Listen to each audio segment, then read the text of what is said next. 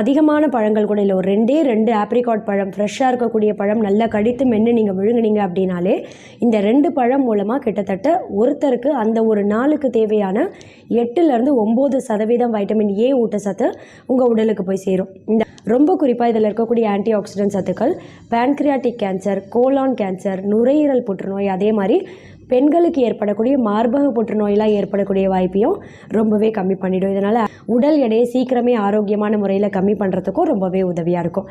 ரொம்ப குறிப்பாக இந்த பழம் 2 முக்கியமான உடல் உறுப்புகளை தூய்மைப்படுத்தி ஆரோக்கியமாக செயல்பட வைக்கும். அது என்னன்னு கேட்டிங்கன்னா, 1 இதயம் உறுப்பு, 2வது கல்லீரல் உறுப்பு.